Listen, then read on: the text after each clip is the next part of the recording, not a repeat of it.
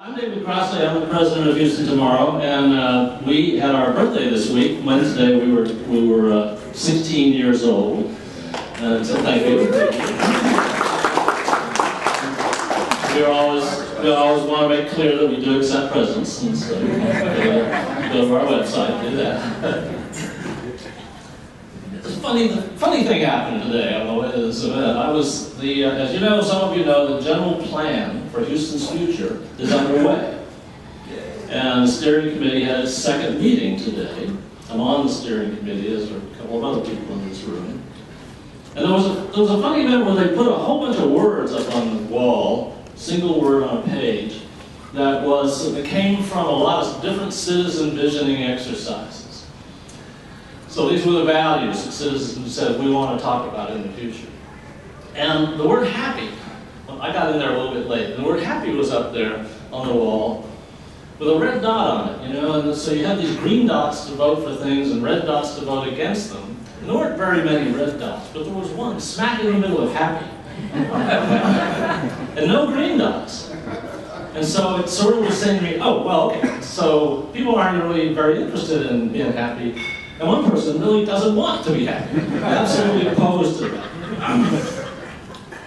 So we're going to talk about happiness tonight, and while we're doing it, you have to keep in mind that the Harris poll, which is a very big survey, last time they did their thing, which was just a few months ago, Houston was second in the United States in terms of happiness. We are the second happiest group of people. So, we're at the top. The other things that we fight for, like health and prosperity, not so good. Happiness. Only problem being that the one that's number one is doubt. So it's hard for me to believe we're not going to go after that with our general plan, but maybe we will on the side. So the point being that what we're going to talk about tonight, I suppose in a remote way, it's going to be happiness. This is the happiest people in the world live in Copenhagen, where our speaker, Michael Emerson, spent a year, a month or something like that, studying the place and doing this hard work, of walking around urban places and not having to have a car and saving money and things like that. Cafes and you name it. And there's going to be a lot coming out of that. So we look forward to hearing from him tonight. It's one of his early talks since he's got back. Michael Emerson is the academic director at the Kinder Institute for Urban Research, right? And we have great hopes for some things they're doing over there now. Steve Kleinberg is the other director. Both of them are soon going to have a new boss, a guy named Bill Fulton, who will be the director of the Kinder Institute. Bill Fulton is, I'm on the Smart Growth America board. He was the vice president of Smart Growth America. So he's a real smart growth guy, and he's a real push things around guy too. So he's coming to Houston with Kinder and the resources they have over there. We're really looking forward to all the things they're going to do. So Mike, why don't you come up and tell us about Copenhagen? All right, well, gee, thank you so much for coming out on a Thursday night. So we're going to talk about not directly so much happiness, like what is happiness. We're going to talk about what actually happens in these two cities and see what we might learn from that. Actually, we went over there for a year, and I had a graduate student, and together we were there, and we're writing a book comparing Houston and Copenhagen. And so that's what we'll be doing here. And I apologize that I know you cannot see this. I prepared this in a different thing, and it somehow changed the color there. So hopefully it's the only one. It just says Houston, Copenhagen, and our urban future. So let us begin here. We have a simple argument, but to get to that simple argument, we just need a little bit of background. What are cities? Cities are things that we as humans create every single day. They're always changing. They are never fixed. They actually are living, breathing organisms that have arteries, and they have different forms and shapes, and they change all the time. And they rise and fall with their ability to anticipate what's happening in the larger world. If you study the history of cities, you see that cities that were great way back when are often not great anymore. And it's because they got comfortable where they were and figured out that they couldn't get pushed off their perch. And some other young whippersnapper who was seen as the backwater came to be the new dominant set of cities. So this is always a challenge for any set of cities. How do you anticipate and change with the times? And as we said here, in a global world of increased interconnections, cities of the developed world are diverging into two fundamental directions. This is our argument that we're making in the book. So that if we look at Western cities across the world, they are taking two tracks in this new kind of global arrangement that we have. So, as you can see what we've named them, market city and people city. All cities have to have a priorities rubric by which they make their decisions. They have limited money, they have limited time, finite resources, so they have to know where to focus their attention, how to make decisions. And they do that, we argue, in two ways. To put it bluntly, they either privilege the market or they privilege people. Be clear here, all cities do both. I've never said a city that doesn't do both. We're actually creating a database of cities all across Europe, and we're categorizing them. And we have yet to find one city that does it right in between. All cities either lean towards the market or they lean towards privileging people. We are still looking for one that's right in the middle. We hope we can find one or two, but haven't yet. So let's look at what we mean here by this, a people city, market city. This is how thinking would actually happen. So in a market city, it says, a typical way of thinking might be this. The goal is to have a thriving economy, producing jobs, luring companies and investment, being business friendly, and creating wealth. Insofar as issues like quality of life or healthcare influence that end goal, then we care about those issues. But only insofar as they feed this. So if you look at it in a loop, we want a strong economy. So we might care about quality healthcare system because that will produce healthy workers, which will make us more competitive and profitable, which will increase the strength of our economy. So contrast that with people cities. The goal is a high quality of life for all, to be a place that's friendly to people's needs, that is lively, healthy, safe, sustainable, and equitable. Insofar as a strong economy and lots of good jobs contribute to that end goal, we care about those issues. You see how they flip-flop the ordering. We care about a high quality of life. So therefore we want universal high quality health care because that can help our jobs and our economy, which increases our tax base, which increases our overall quality of life. Some further distinctions between these two. In a competitive global competition, market cities see themselves as that, so they're competing for market share. They're saying, and we hear this a lot in Houston, as we'll look at, we're in a global economic competition, so we must do whatever it takes to stay ahead of that curve. Competing for status, so look at how are we ranked in terms of economic competitiveness, how many Fortune 500 companies, and if you're going to make arguments, so the work that you all do, David, if you're going to succeed, you have to put them into economic terms. You have to say, this will increase our economic competitiveness. When my good friend Steve Kleinberg talks about quality of life, he always couches it in, this will make us more economically competitive. That sort of arguments aren't made in a place like Copenhagen, okay, because they look at cities as something very different. Cities are places to be experienced, enjoyed, and nurture human development. So we can bring status. They do get status, right? But on different kinds of things. Livability, green capital, human development, sustainable. And again, the argument has to be made differently. You can argue for more economic competitiveness, but only if you can show it will make for a better quality of life for the citizens. I'm going to give you an example here. Toronto is a market city, as we've been classifying it.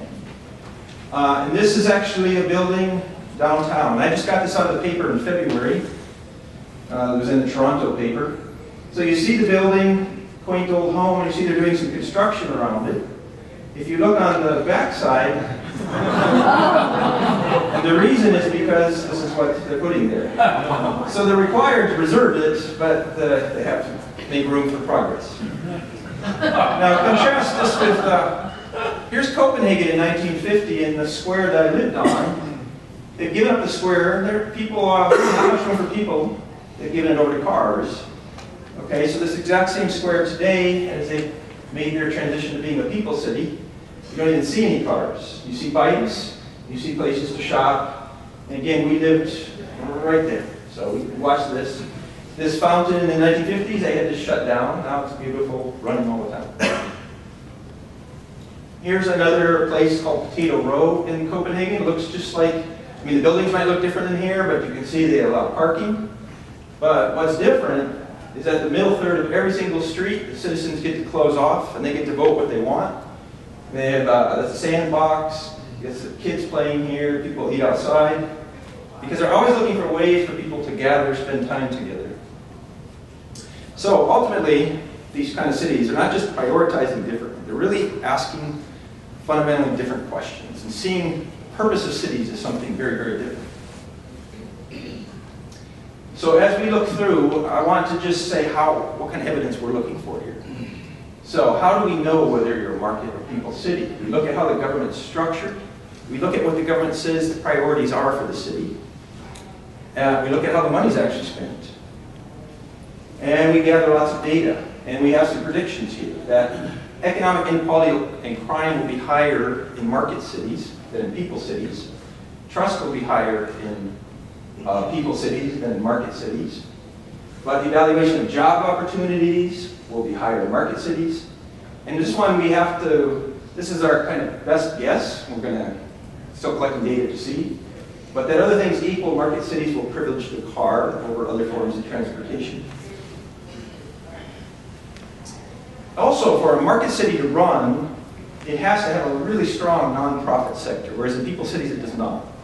So we would expect much larger and more active nonprofit sectors in market cities with a lot more volunteers, and that they're volunteering in very specific things, social service. Because in market cities, they basically just leave that to others to do. Okay, and then we're also going to listen to the players and to the people. One of the things that was fortunate is we were able to do not only the Houston area survey this year, but we did the Copenhagen area survey at the same time. So we have a great way to compare data, which we'll do in a little bit later. And we're trying to figure out who's shaping discussions and how they talk about those things that are important. So I just want to be clear here before we go into comparing the two cities. All cities are nested in larger economic and political units. So Houston is limited by things that the county says it can and cannot do, by things the state, and ultimately by being in the United States, just as Copenhagen is subject to whatever Denmark does. So we have to keep that in mind as a caveat. All right, let's compare these two cities. Just the basic demographics, Houston is much larger than the city proper, 2.2 million, 600,000 in Copenhagen. Copenhagen metropolitan area is about the size of Houston proper in terms of population. We know Houston is the fourth largest city in the U.S. Copenhagen is the largest Danish city by far. This is interesting to me because people often say, well, things can work in Denmark because they're so homogeneous, but it isn't much difference foreign born. 28% in Houston, 22% in Copenhagen. The difference is we have no racial majority, whereas other than their 22% foreign born, everybody else is ethnic Danish. And of course, found very differently. So, one's been around a lot longer. Now this is why we chose these two cities and why I ended up going over there, is because they're not only very different, but in the end, they go about things very differently, but when we use these power rankings that are done around the world, they get the exact same ranking. 26th most powerful city on earth, they're both get that ranking. So we're looking at cities that, according to the way they rank things, end up the same, but they get there in a very different way. Okay, so let's compare government structure.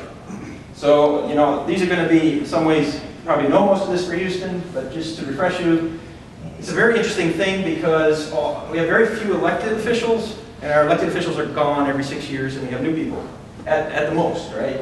Everybody is running every other year, and they only get to do that 3 times, and they move on. We have various departments that are set up. People can be there for a while. Now, one of the things we'll find out about Copenhagen is they share all the time. So you don't even want to have a single mayor, you have 7 mayors. So you have a Lord Mayor. The Lord Mayor's job is really to pose for pictures. And he gets to listen to what other mayors say, the money that they need to do their job, and then he doles it out. So the other 6 mayors are very important. Mayor of Culture and Leisure, can you imagine that?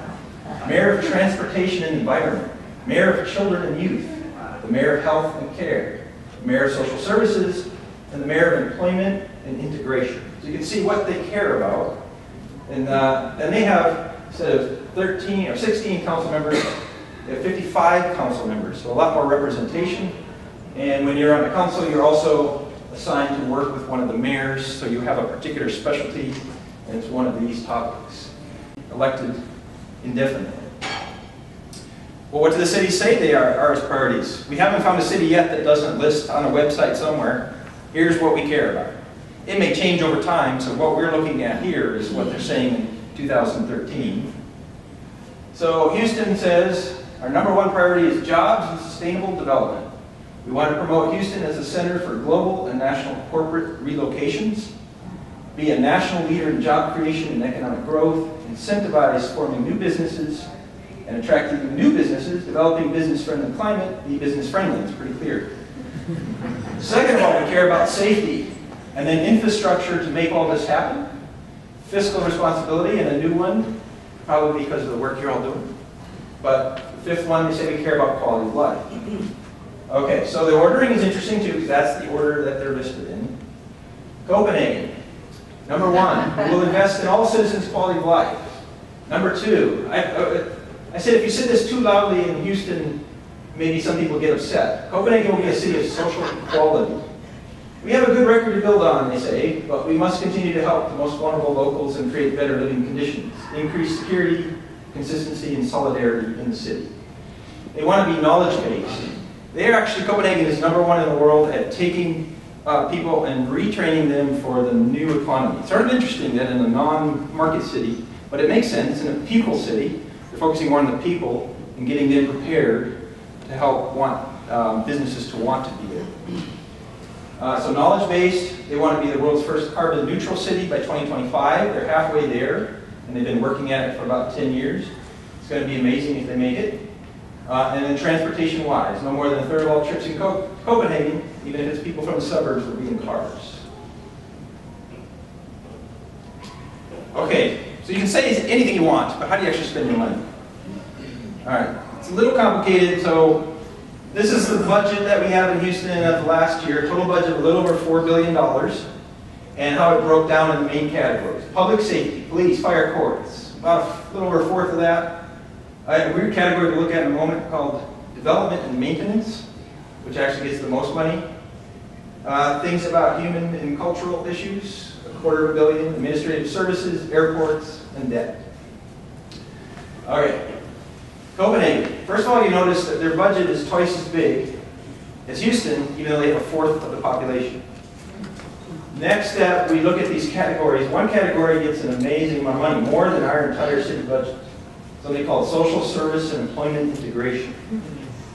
So I looked it up, and you're not going to be able to see these, but I'm just shocked at how many things they pay for. Daycare, preschool, nurseries, clubs, special needs services, preventive measures, residential facilities for children and youth, elderly and disabled services, addiction treatment, shelter employment for persons with special needs, social interaction. I got to tell you about that one. They put social workers in every single school in the city. They pay for it. And their sole job is to make sure all the kids are included. So they watch how they play. They don't want anybody left out starting from kindergarten because they think that makes for unhealthy living, unhealthy society, and unhappiness. Integration programs for foreigners, educational assistance, cash benefit for refugees, housing allowances for pensioners, they're named for retirees, housing subsidies, they subsidize housing for most everybody there, unemployment benefits, rehabilitation services, wage subsidies, and goes on and on. Now, I told you about that strange category, which is our largest, development maintenance. Under there is something called enterprise funds, and it is for attracting business and job creation, and that is 40%. We also put 18% of our overall budget to policing to keep order. So it's a huge percentage, attracting jobs and keeping order. And that could have included courts, that would be even higher. Things I would classify as clearly focused on people and their development adds up to about 1.5%. Health and human services, planning and development, and developing neighborhoods, housing and community. Copenhagen then, 60% to social services, another 12.5% to education and culture, something called a common experience, which is producing things in the city that will help people want to gather and have fun being together, 11%. Healthcare, this is interesting because the city doesn't have to pay anything because healthcare is done at a larger level in Denmark, but they still want to be part of the preventive, so they put 6% of their budget into that, and housing and development, 5%. Okay, so if you're not going to do social services with your public monies, you can't make a city work unless you got a lot of people giving their time and their money to make it happen. And in many ways, Houstonians celebrate that we do it ourselves. So we wanted to see if there's a difference, and indeed there's a huge difference. Non-government giving, 3.1 billion, okay, 10 times what they're giving in Copenhagen, private citizens, 300 million. So when you add those up, it's interesting that the budgets would be almost the same, except, of course, we're much larger. So per person, there's still a massive difference. Okay, so let's listen to what people say here in Houston and people in Copenhagen. So Greater Houston Partnership Board Chairman Paul Hogg, in a speech he gave, in Houston we expect a lot of sweat and a lot of money from the private and philanthropic communities, what we just seen. And we get it. The public sector certainly leads where it must. Generally this means in public safety and infrastructure. But in many areas, in performing and visual arts, and medical research, and parks, public and higher education, and clinical health care, quality of life, the public sector readily embraces an enabling role, and that is not typical behavior for governments in other cities. So thanks to our elected officials, we're allowing Houston to be that kind of place, a market city, is what I would summarize it as. And if you're aware, Neighborhood Centers is our largest nonprofit focused on helping the poor, and so Angela Blanchard runs that, and she said in a national speech, if you're poor, you want to be poor in Houston, because there's a ladder here. Our purpose is not to eliminate poverty. People do that on their own. What we're doing is to provide the rungs of the ladder. The starting point for community change is looking at your city and the DNA of your city and understanding what is that city really built around. What are the aspirations here? Houston was built to work and for work. It's a market city. The people that Neighborhood Centers works with came here to work. Everybody in Houston understands that. Okay, now let's compare that to the voices in Denmark. And you'll notice that the voices are different. They're planners, architects.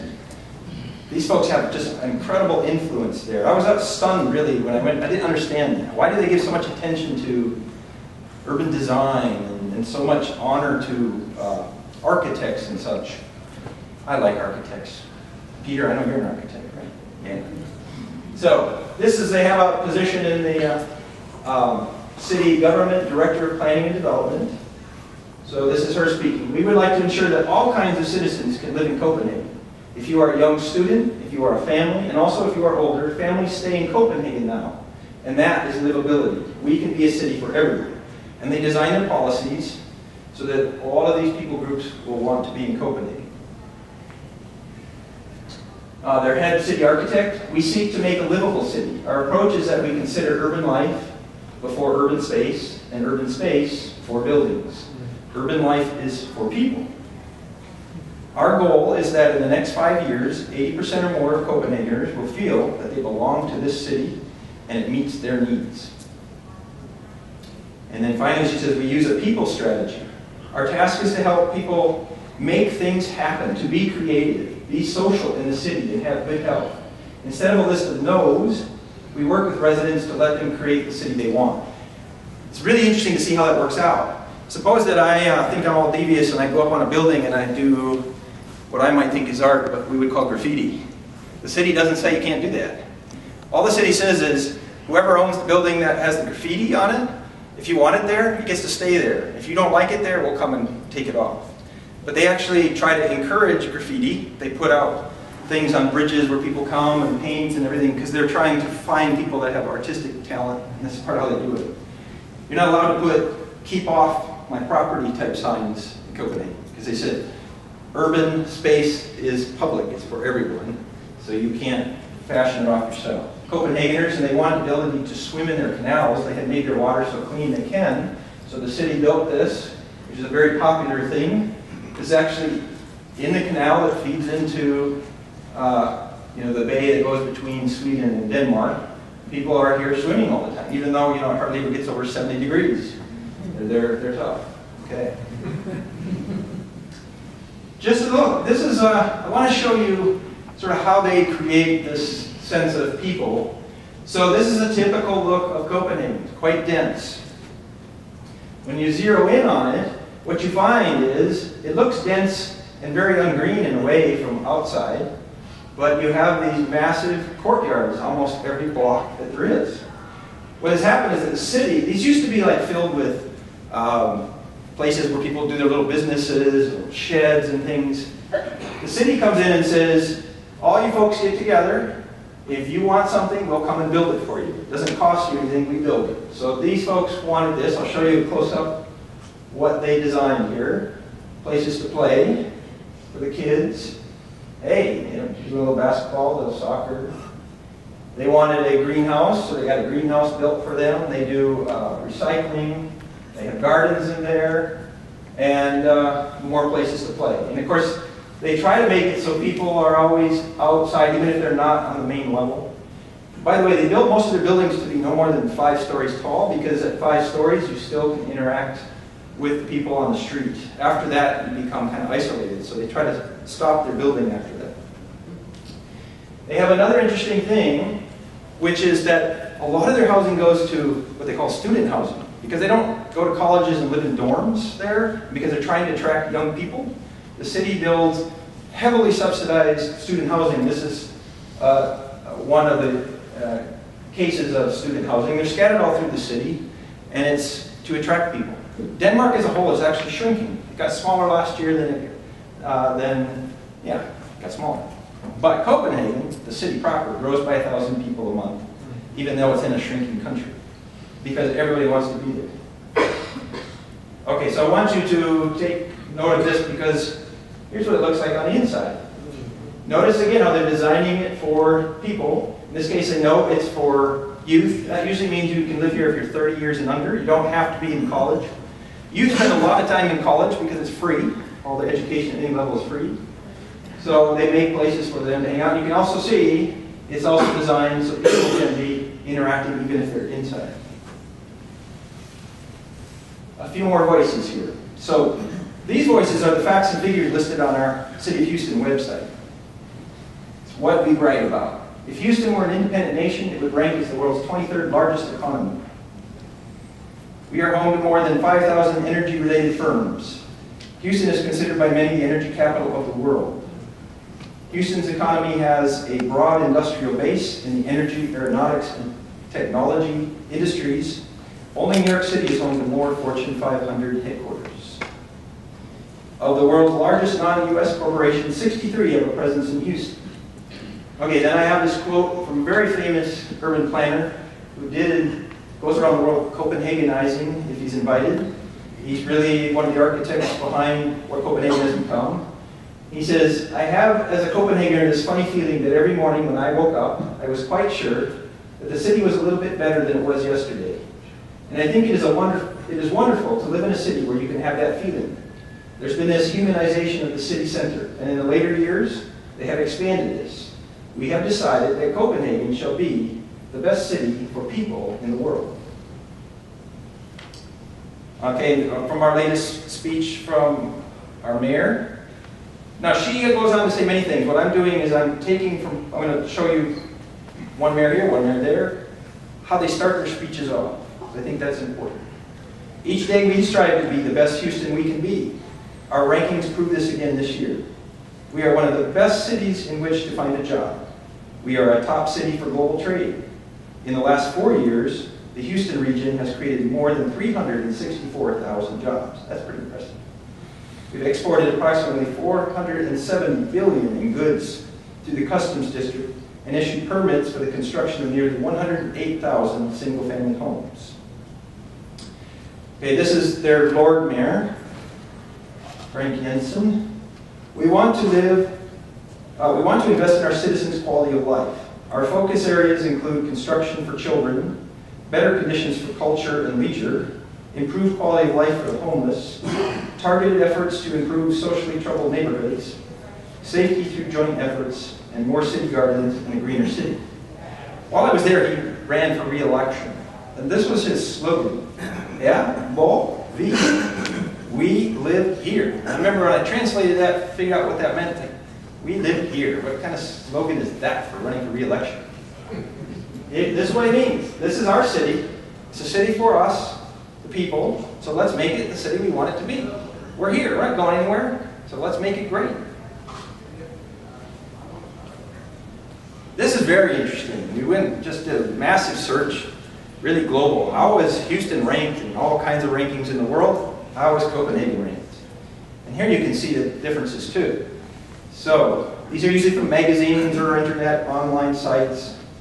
Top 2 U.S. cities for creating middle-class jobs. 4th largest wage increase among U.S. cities. Nation's longest city-to-airport drive. Number 1 for hiring and new jobs. Top 3 most small business friendly. Number 7 worst U.S. cities for weight loss and healthy living.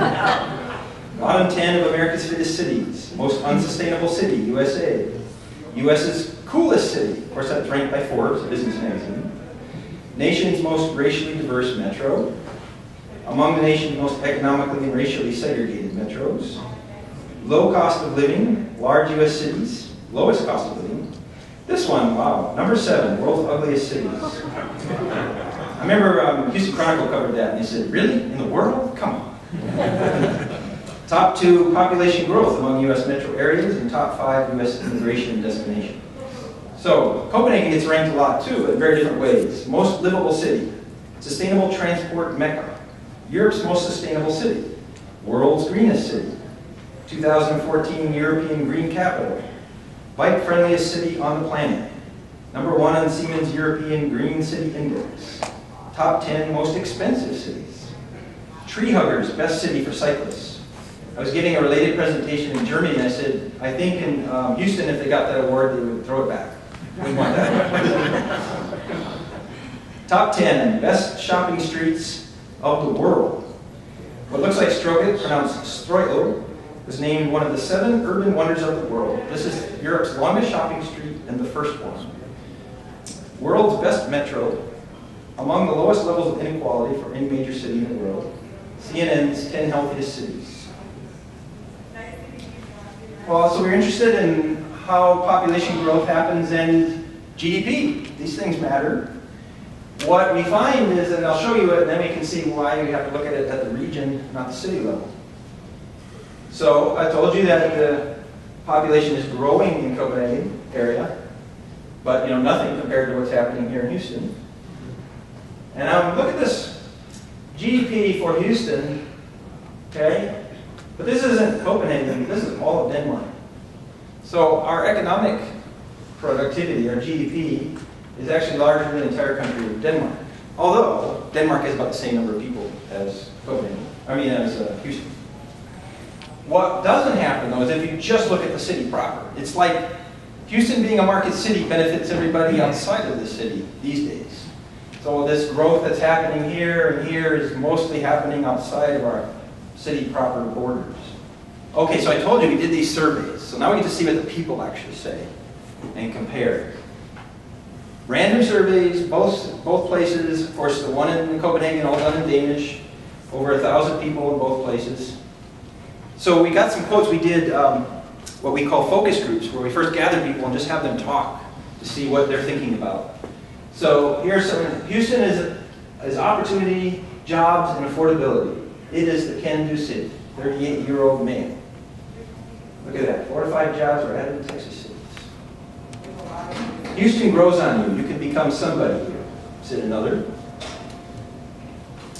Contrast that with what people said when we talked with them in Copenhagen. Copenhagen pulsates with life. 34-year-old female. I want to show you what she means, and I wish it was darker in here so you could see that better. That actually is maybe one of our more urban areas in Houston. That is Rice Village. And I was here on Sunday with my wife. So we were sitting outside, and one of the things we're noticing is huge new apartment complex has been put in. They got permission to close down a road so they could make it really long. But from here to here is simply parking. Nobody lives there, it's just parking around. And the living is right there. So you can see what, obviously a lot could have happened there, but it's just a parking road. Then here we are. And what you notice is you see cars and you see some places open, but you don't see any people. Okay, now contrast that. Similar time of night in Copenhagen. And I don't know if that comes through, but this is very typical around the city. It's just absolutely packed with people, even though it's much smaller than Houston. Why? Because one thing you notice, there are no cars to get in the way. Another thing is that there is cafes and places to sit and eat and talk and everything everywhere. There's also always, because the city encourages it, these street performers everywhere. When street performers start, people gather. They just gather. This happens to be one of the walking streets. And once the street performers love to come because people throw them money and it's a good relationship. Just another street scene, just packed with people.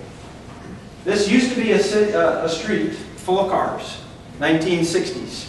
And I told you about Jan Gehl. He proposed, he was a professor of architecture, he proposed to the city, what if you did an experiment, we'll measure how many people are going up and down the street, and then the experiment will be, let's stop the cars from coming, just close it down. Just for 3 months, and we'll measure how many people are there for that 3 months when there are no cars.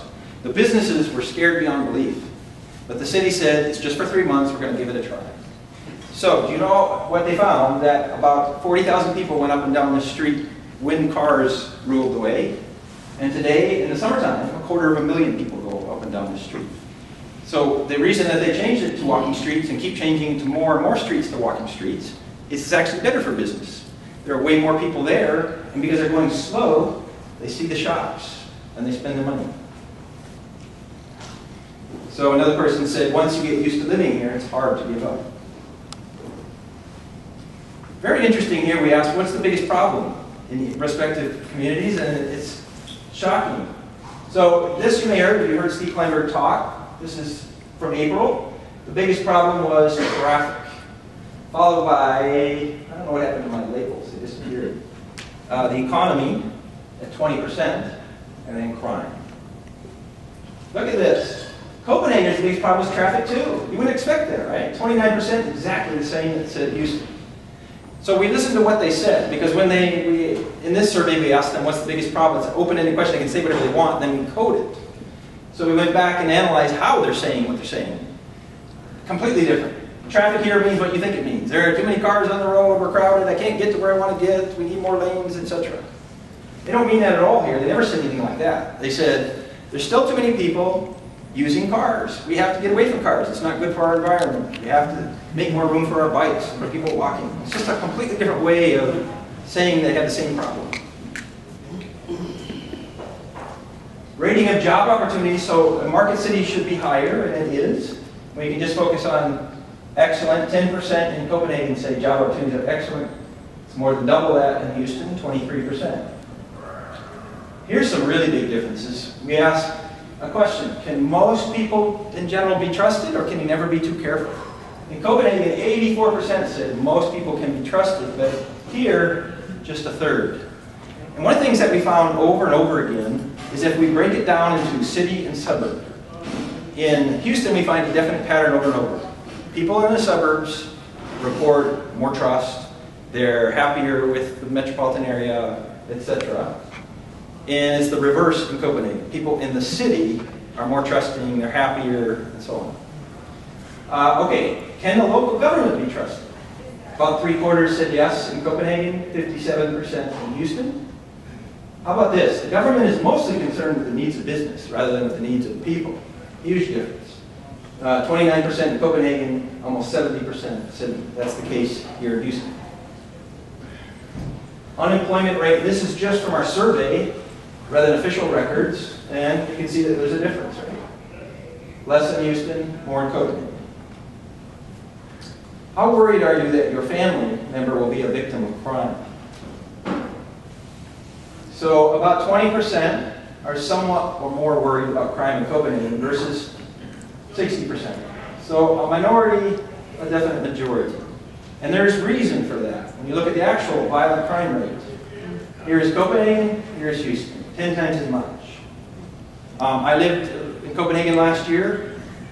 In that year, there were 214 murders here in Houston, and there was 1 in Copenhagen. Oh, this is fun. How do we get to work as compared? So now, when we ask people how they get to work, they can say more than one thing, right? That you might drive to a park and ride and then get on the bus. So these percentages will add up to more than 100%, but these are the ways. So I drive alone. Third in the Copenhagen area, not the city proper, but city and suburbs. So they drive, 81% in Houston. Another 11% in Houston drive with someone else, so 92% of the trips getting, this doesn't surprise us, right? Getting to work in Houston are in a car.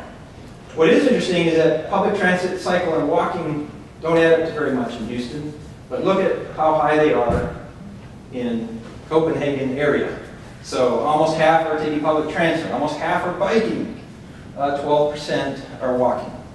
It's really interesting for cycling is if you just look at people in the city that live and work in the city, 68% say they mostly get to work on their bike. It's a stunning percentage to me. And that is obviously the impression you get when you go there. One of the things that shocked me when I first got there is this, that everybody bikes, right? It doesn't matter if you're in a suit or what you're wearing, that you're female, you're male, you're older, you're younger, everybody bikes. They even bike in the winter. 80% that bike in the warmer climate continue to bike in the winter. Those 20% that don't are getting on public transportation. Bikes matter a lot, so you see all kinds of bikes. People do their businesses with bikes. We have smart bikes. We have bikes with baskets because these are our real modes of transportation. We have to be able to move stuff around. We have bikes with baskets in the front. We have bikes with baskets in the front and a child in the back. How about a child in the front and the back? How about carrying our children behind us? By the way, this is kindergarten. They're celebrating them coming on their bikes. It's a culture, and they start teaching them very young. And yeah, you have bike birthday parties. That's what they're doing here. So this is a very important bridge connecting city center to one of the main neighborhoods. It used to be chock full of cars and such. The city decided no more of that. They put a counter here, and they started counting how many bikes were going by and how many cars were going by, and they found that a lot more bikes were going by. So they said, well, then we're not going to give all that room to cars. And they took away an entire lane or more, and built this. They do a wedding cake approach. You have one level for walking, one level for biking, and the lowest level for vehicles. So when they're done, it looks like this. About 40,000 bikers go by a day versus about 3,000 vehicles. And the vehicles have basically stopped because they've closed this now entirely to cars. Only buses are allowed. And now the city noticed something else when they did this. And this is what happens. This is the bridge. And the sun, if it's decent weather at all, it is always packed with people. And notice, like, they pull off with their bikes and they start talking, they're sitting out, sunning themselves. It's just a place to be seen. A bridge! It's just interesting, but it's because of the way they have designed it that makes it very pleasant. You don't have all the cars flying by. Parking spaces. Look at that. And I actually think I'm undercounting here, but that's the best count I could get. It's from a few years ago. Copenhagen used to be around here. Every year for 30 years in a row, they have removed 2 to 3% of the parking. They have very long vision of how you do things. And know that if you just simply remove all parking, people get very upset. But if you take a couple of spots away a year, people don't even notice. And if you've done that for 30 years, it makes a huge difference. And people just adjust slowly. It's like, you know, the frog in the boiling water. Volunteering. Now here, Market City should be higher. And it is. 58% of Houstonians say they volunteer versus 46% of Copenhageners. And also the type of volunteering difference. Copenhageners are volunteering in the archery club and local neighborhood clubs and doing things together. Houstonians are volunteering through their churches, doing social services or directly through social services, feeding the poor, working on community development.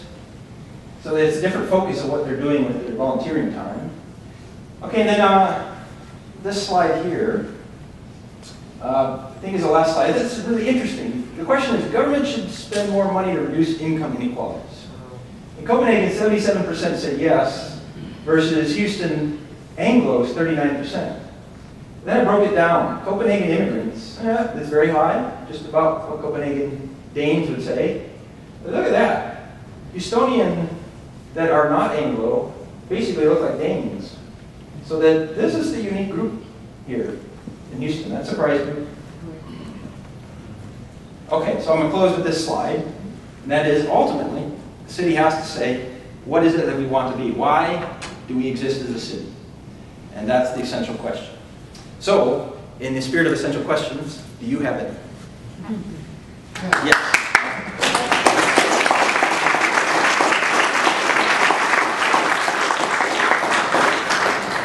My question is very simple. Why did you come back? Can I be honest? It was really hard to come back. Even though I've been here a long time and I love Houston, it was hard. Because what I saw was that there's almost a better way to be. They have jobs, people are happy, it doesn't seem to make the city disappear in any way. And what's happening is that they're recruiting people are moving there. Why do they have 22% immigration in a country that's very restrictive of immigration? Because they're getting people moving there from, it doesn't matter if they're coming from London, Germany, the United States, they're coming from Turkey, they're coming from wherever. They're entrepreneurs, they're the creative class coming because they're free to experiment and to try things and to do things. And the city gives you money if you come, especially if you can come up with new inventions to make the city greener, to make it healthier. I was walking down the street by a canal, and I saw people bopping up and down. What in the world? And it's on the sidewalk, and they had just put in trampolines right at the level of the sidewalk. So you can just go on there and you just stand there for a minute or two, and then you continue.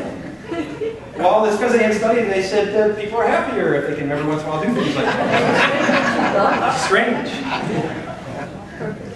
Yes? Do you have any explanation for the reason for the distinction between, in Houston, why the hesitancy of Houston Anglos to close the gap between the have and the have-nots?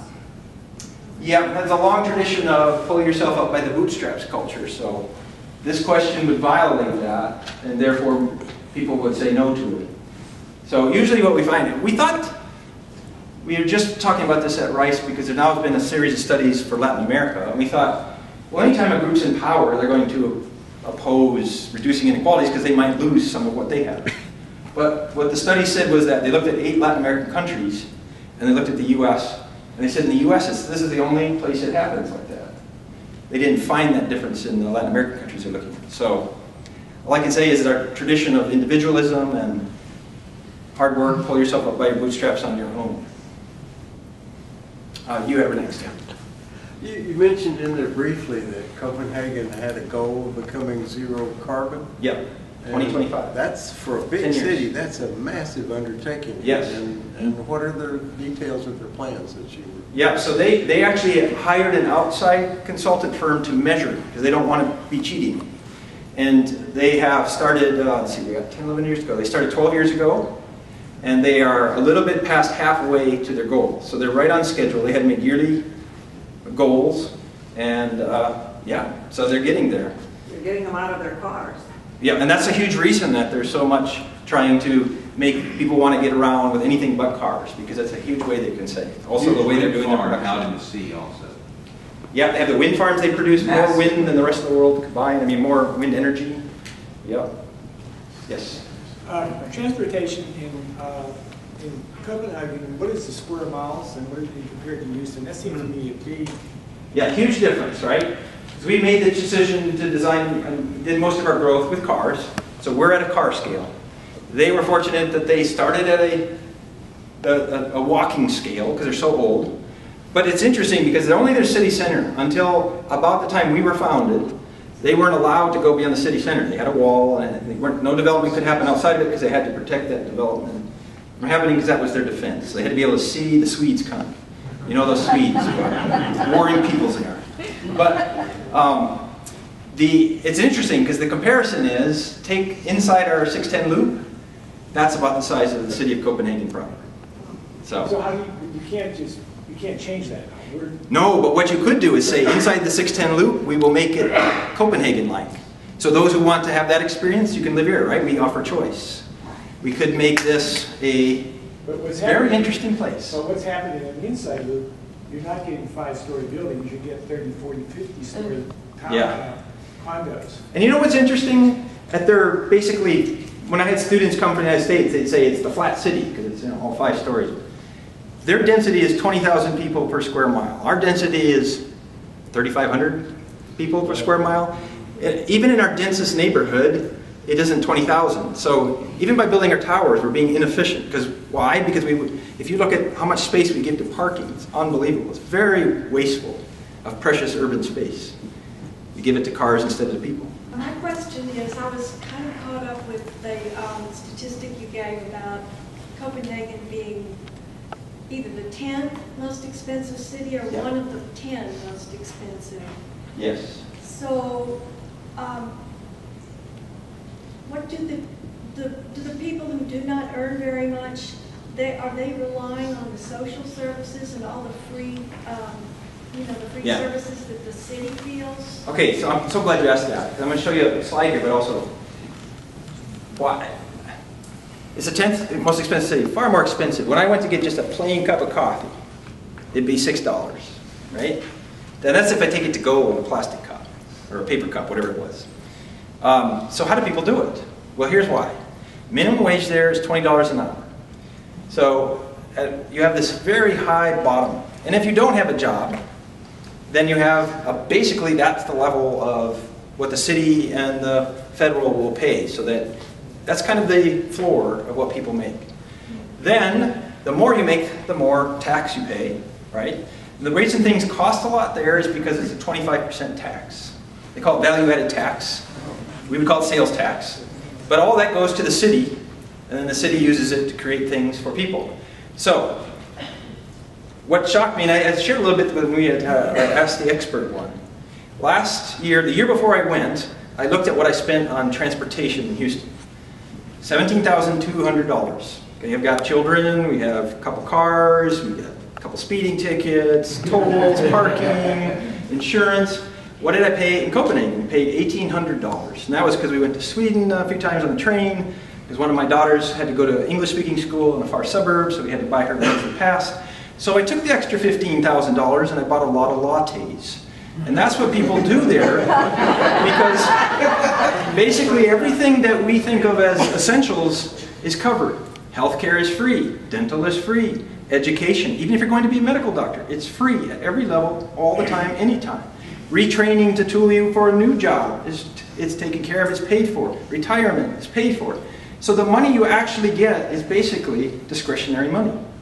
Yeah, so I think that's how they do it. I do want to show you, in part, I did make this slide in case someone asked that. So, consumer price index here. This is comparing to New York City. So compared to New York City, Copenhagen is more expensive, Houston is less. But because of the subsidies that the city gives for housing, once you do that, it's actually cheaper to live in Copenhagen. So when the 10th most expensive city doesn't take into account, it just says, well, how much does it cost to rent there or to buy there, not does the city help you pay that rent. Is there a big difference with Mark and people's cities as far as renting or home ownership? Yeah. And I think this is probably cultural in terms of the nations as well. We have a strong buy a home culture here in the U.S. And especially in Texas, yeah. There, a third of people rent, a third of people own, but they're not houses. There are almost no houses in the city. They're condos or apartments. And a third are in what are called co-ops. So when I showed you that picture where they had the huge set of playgrounds and everything inside the city block, those are co-ops. So the people all own it together. So they share responsibility for running the entire building. That's what they do. So it's a third, and a third, by design. I just wanted to say that in the city of Houston, 45% of the population own their own home and 55% are renters. Wow. So, so in the city proper, yeah, it's huge. We're not a home ownership city. Okay, thank you, Peter. Appreciate it. Yes. Could you give us some examples of market cities and people cities, both in Europe and the United States? Yeah. Other examples? So folks, we haven't done a lot of work in the U.S. yet, but we found one people city so far, and that's Portland, Oregon. But we have a lot more cities to look at.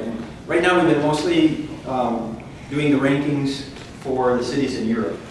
So let's see, I'm trying to think, we just went over about 10 of them the other day. We just finished coding them. Let's see. What's that? Seattle. Yeah, in the U.S., Seattle is probably going to end up leaning towards people city. Wouldn't be as extreme as Copenhagen, but we'll see. I'm just trying to think of in Europe.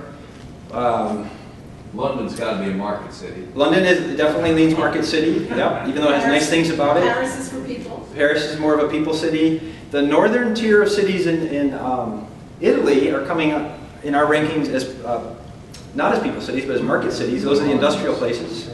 Further south in Italy, they become people cities as they focus more on that. The closest thing we've seen to being balanced, I gave a similar talk like this in Leipzig, Germany. And after the talk, I got a call right away. The city officials wanted to meet with me.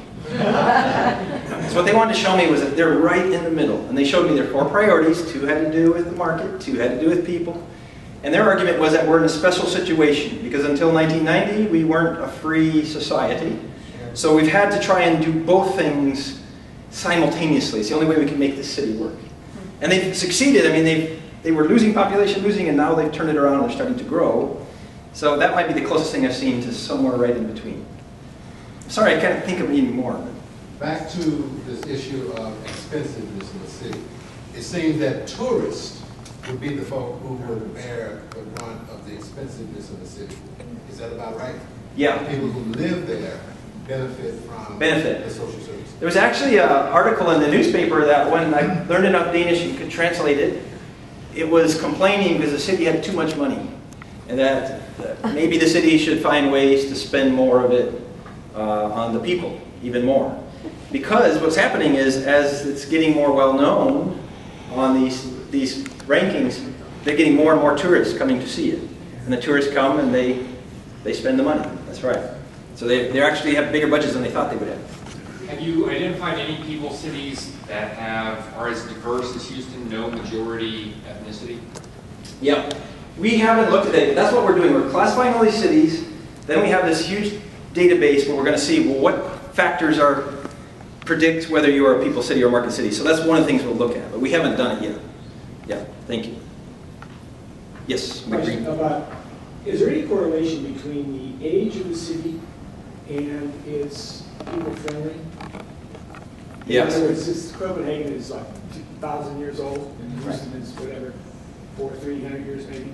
Is there any correlation between that? So again, we'll look at that, but my suspicion is that there won't be. Because Copenhagen has not always been a people city. It's had to transform itself. One of the things I want to mention I thought was so odd, when we moved there, you have to register and they keep track of you. And we got a letter in the mail. Again, we did Google Translate. Didn't speak Danish yet. And what it said was it was from the city government. It said, in support of your family, we will be depositing money into your account on a quarterly basis to help you raise your children. I even knew how old our children were. Yeah.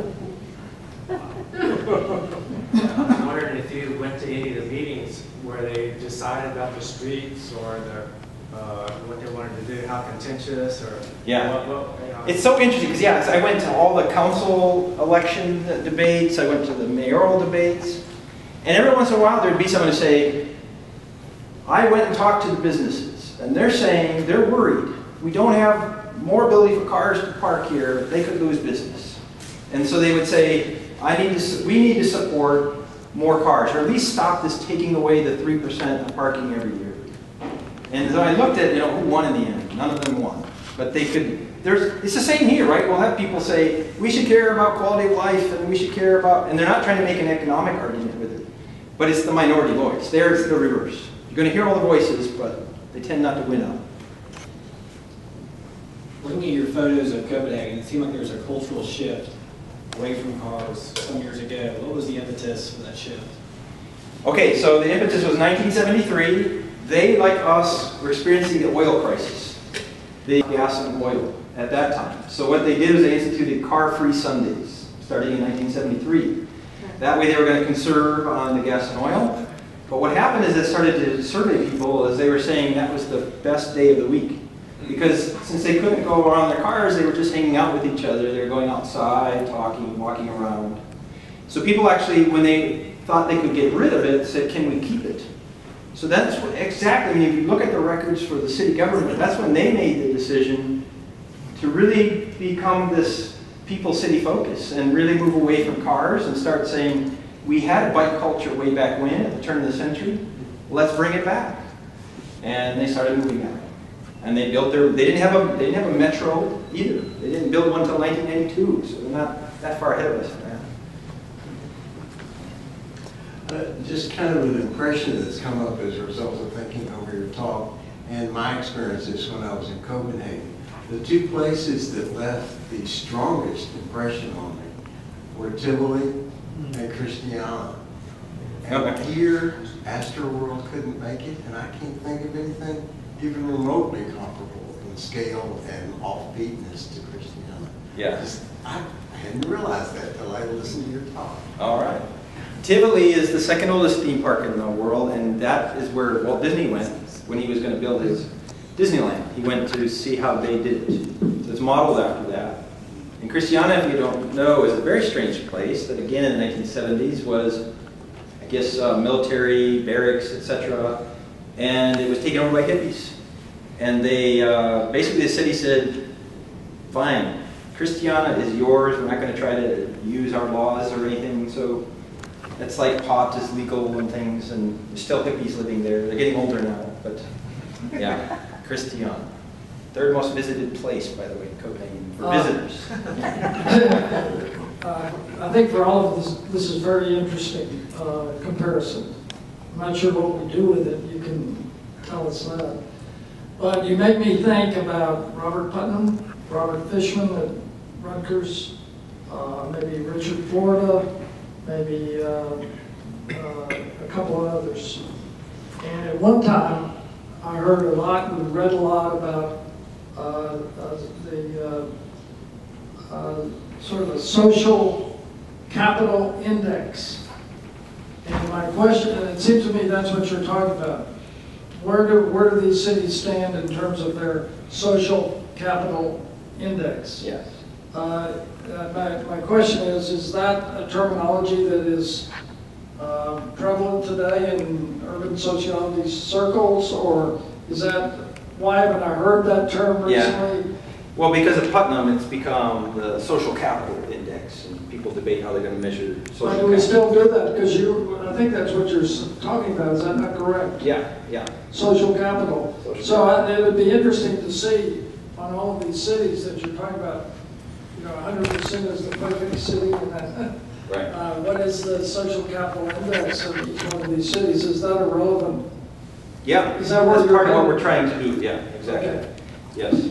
One of the things that we could do is say, I'm trying to like take the 30,000-foot view and say, we have to think about how we fundamentally think a city exists, what it exists for. Until we come to terms with that, we can't get as far as we want with sustainability issues, with things that are friendly to people. We actually have to say, as a city, we basically organize ourselves against that. We're not putting much attention at all to that. And say, is that really what we want to be? We don't have to be that. Yes? Just thought I'd like to mention that Texas was in Copenhagen officially. When I was there in 1977, there was, 1970, there was a bar in Nyhavn that was called Texas, but unfortunately it's gone now. I recently read an example. I think there was a tech startup or a tech firm in Houston, and they said they're having problems recruiting millennials and younger workers from Princeton, Stanford to work in Houston because they viewed Houston as an automobile-dependent city. So I know there's a lot of talk on the age shift of millennials that we want to attract them into the inner loop. Yes. So what's the age breakdown like in Copenhagen, and how big of a role does age play there? Yeah, so because it's a shrinking country, I thought for sure it's going to be old. It's younger than Houston. You see young people everywhere, in part because of the city, right? They create spaces for them to live and make it cheap for them to be there. And that the city does that on purpose because they believe it's dynamism. I went to one council election, and the people that were running for council, city council, one was 23 and already served a term. and the other two were 20 and 19, and the 19-year-old won. I just like, what? And I interviewed one of the mayors, and she's 20 years younger than me, at least. So here's something that we're finding. We're doing. I teach a class called Urban Transportation, and across the globe, even now in the U.S., young people, 25 and under, don't want cars. They're not getting licenses at near the rate they used to get. And we have way more bikes being sold than we do have cars being sold. So those folks you're talking about, they're looking for cities like that. That's right. So even if we want to stay in we got to stay economically competitive, we're still going to have to adjust how we get around. We almost didn't get our new director, who was Bill Fulton, who's coming from being the city planner in San Diego, and he was mayor of Ventura, California, because he has a vision issue which makes it he cannot drive. And he was like, how am I going to get around Houston? So fortunately, we found ways, but it's not easy. Yes. So obviously a big part of the car culture in Houston is it's how we bring our air conditioners with us wherever we go. Yeah. I would just like to hear your thoughts on the climate issue and walkability and the differences there. Yes. So, okay, so obviously climate there is extremely different. The highs in the heat of the summer are maybe 70, but then of course it gets cold. So you have the opposite extremes. What you find that they do there is what I keep thinking we could do here, but we don't. Which is they keep trying to find ways to make it more comfortable for people. So the way that they dress, they have places where people can stand to get warm if they're waiting for their buses. One of the things that I think is most brilliant, and if you've been in different cities, you've seen other cities do it, I don't know why we won't do it. Public transportation, you stand there and it always tells you 2 minutes until the next thing arrives. It's right there. I love that. Wow. Then at least you know how long you have to be hot or cold. That helps. Well, so I would say here, if we really cared, and if we were like a Copenhagen kind of government, we would say, okay, first of all, do we have bus shelters and lots of trees to screen us from standing in the sun when we're trying to take public transportation or whatever we're doing? And do we have little misters or whatever? There has to be creative ways to do this. I'll give you one example of creative ways. In Sweden, just across from Copenhagen, University of Lund, these two females into the bike culture, very young, they're designer students, and they said, don't want to wear helmets. And Sweden had just instituted a law, you got to wear helmets. So helmets wreck your hair and all that. They said, there's got to be some better way. So they created the invisible helmet, not for sale yet here, being sold in Europe, and soon will be for sale here.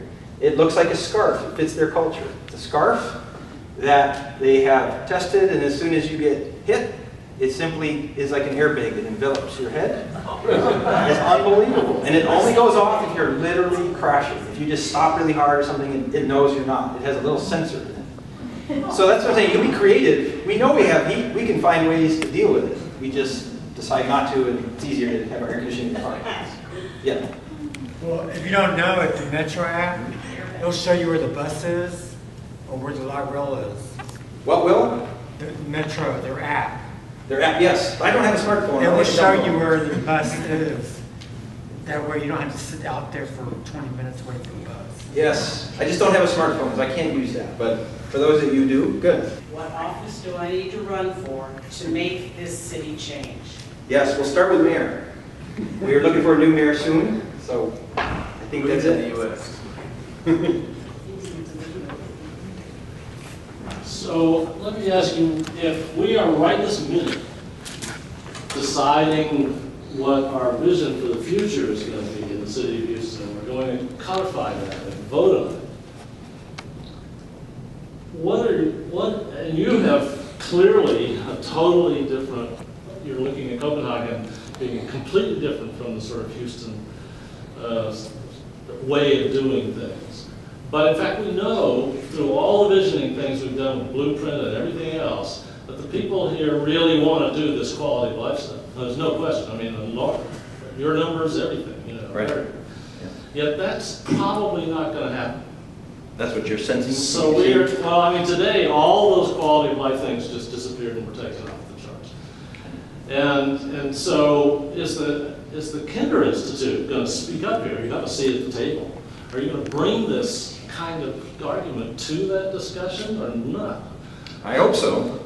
We're here, we're ready, we're waiting for our fearless leader to get here. But yes, that's part of our job. If you're waiting for Bill, it'll be over before he gets here. Well, he's coming next week, 2 weeks. Well, How long we have? so- Pardon? You get us in there to speak, we'll speak. Okay, so we have till mid-October, this vision and the goals will go out for public comment. Mid-October. Mid-October. So that's fine, he'll be here and he can comment, and that's the way we're gonna have to do it. We're gonna have to all come up and say, no, this isn't good enough, we want something more than just to say Houston is about home. Which is kind of where we are right now. Okay. Michael, thank you so much. Thank you, appreciate it. Extremely lucky to have the Kinder Institute here, and even luckier to have people in it like Michael and Stephen, and now getting to be Bill Fulton. I think we're going to see some noise and some activity about things that we all want, we know we want, and all the surveys tell us we want. It's just going to be a question of do we assert ourselves or not. So I beg you to assert yourself and to pay attention, and about mid-October, pay attention to our newsletter, because you're going to start seeing what all those goals are for the future, and it'll be interesting to see if you think they're the right ones. Thank you. We'll see you later.